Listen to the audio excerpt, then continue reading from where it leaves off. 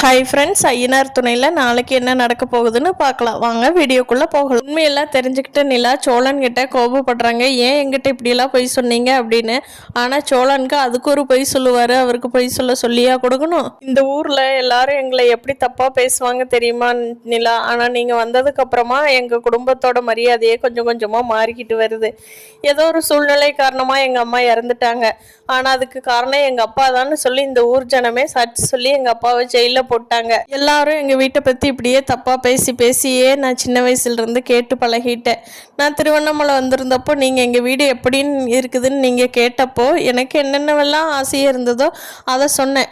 அது நம்ம கல்யாணத்துக்கு முன்னாடி நான் சொன்ன போய் அதுக்கப்புறமா நான் உங்ககிட்ட சொல்லலை.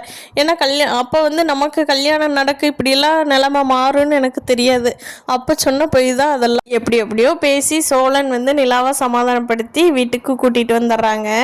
பல்லவன் அண்ணி நீங்கள் இல்லைன்னு இந்த வீட்டில் நான் வீட்லேயே இருக்க மாட்டேங்க அண்ணி, எங்காவது தான் அப்படியே சுற்றிட்டு இருப்பேன். ஆனால் நீங்கள் வந்ததுக்கப்புறம் எனக்கு எங்கள் அம்மாவே இருக்கிற மாதிரி ஃபீல் ஆகுதுங்க அண்ணி. அண்ணி நீங்கள் வேலை கிடைச்சாலும் இந்த வீட்டில் இருந்து நீங்கள் வண்டி வாங்கிட்டு ஜம்முன்னு ஓட்டிட்டு வாங்க அண்ணி.